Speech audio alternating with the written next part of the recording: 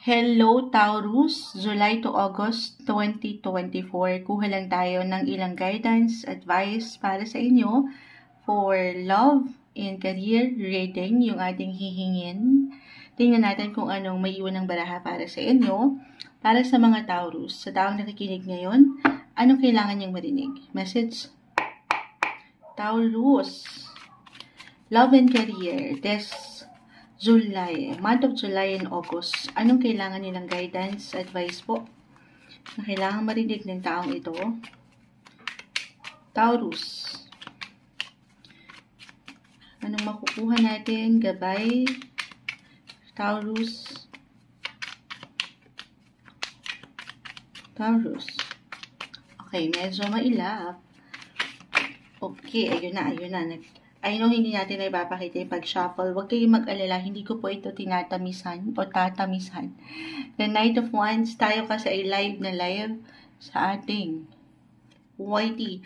Knight of Wands, the Judgment Card, the Ten of Cups, ayusin natin. Okay, add pa tayo dito. Taurus, July to August 2024, ano po kailangan marinig ng mga taong ito?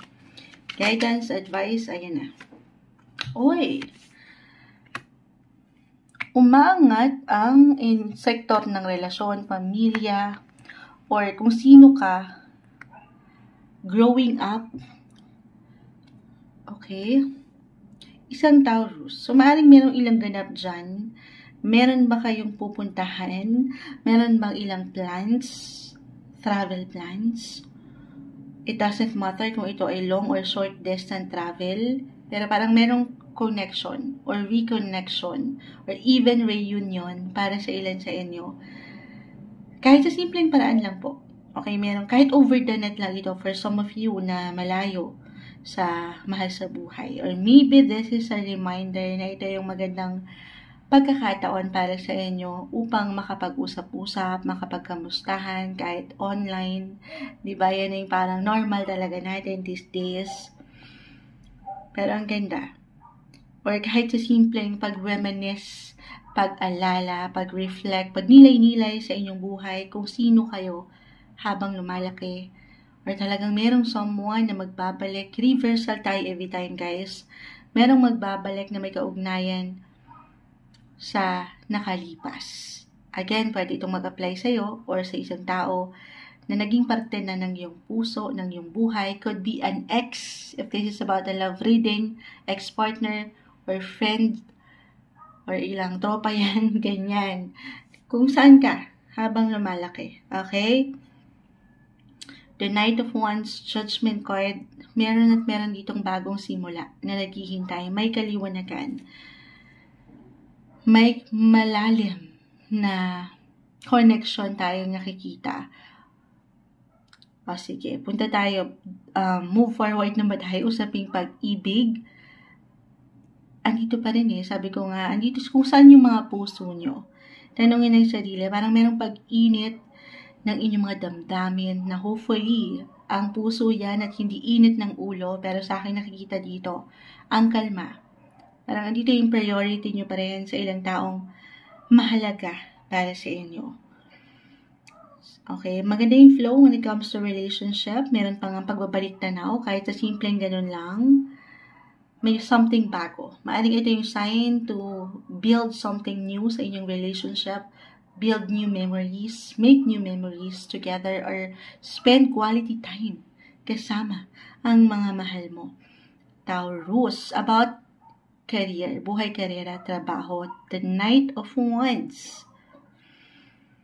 Okay, andito yung strength, the Judgment Card. I feel dito na meron kayong something na bubuin, bago, or binubuo, na kung saan, maybe sign na to, why not to take action, bigyan nyo ng something, paniniwala, syempre pa yung strength na may iwan nyo sa inyong ginagawa.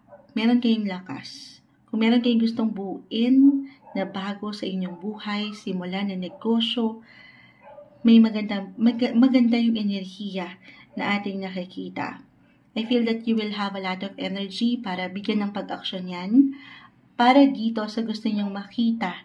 Siyempre pa, yung resulta, yung outcome. Reminder tayo guys na ang tanging may iwan lang po every time ng mga baraha, ito yung maaaring kondisyon, okay, sa inyong sitwasyon na kinakaharap or kaharapin. But of course, yung resulta na aking na-mention at the end of the day ay wala po sa mga barahang ito. Sa huli, everything's still up to you. But, andito ang energy, aking ulitin para makakita ng magandang resulta. So, i-claim natin na doon talaga kayo papunta. May pag-highlight, pagbibigay diin pagdating sa inyong trabaho at pera. Parang andyan yung attention din ng ilan sa inyo para dito, sa ilang gusto nyong mapagbigyan, mapag-alayan, yung ilang inspirasyon. Sabi ko nga, ang usaping mahal sa buhay. Pero meron at merong kaliwanagan, meron at merong maaaring pumasok na bago. At the same time, parang andito kasi nga meron, yung puso nyo eh. Okay, yung pagiging generous nyo, mapagbigay nyo, hindi nyo pa man yan ma-realize. Yes, merong papasok. Claim natin, okay? Kasi nga, andito yung enerhiya eh. At the same time, parang nagbabalance din yung ilang gastusin na kailangan yung harapin. Okay? Parang andyan yung atensyon, usaping pera at pamilya. Ganun din sa trabaho, kung saan kayo kumikita. May magandang posibilidad sa part na yan. I-claim po natin yan para sa inyo. I-claim natin the judgment card. Mahuhusgahan kayo ngayon. Mahuhusgahan kayo sa kung ano ba yung naipunla nyo nitong mga nakalipas na buwan ng taon or even years. Depende yan sa kung ano yung enerhiya na pinut nyo, yung effort, yung sipag. Siyempre, tanging kayo makapagsasabi. This time, claim natin na meron ng bunga, magbubunga, at makakapagbahagi rin kayo. Hindi lang para dito sa inyong sariling interes or kagustuhan, pero syempre pa, ito parang meron kayo isi-celebrate na family. Gaano man po yan, kalaki, kaliit, okay? Pero expect natin, i-manifest, tanggapin, ihayag na natin na merong magandang possibility, good news when it comes to your money and career this July to August 2024 para sa inyo, Taurus.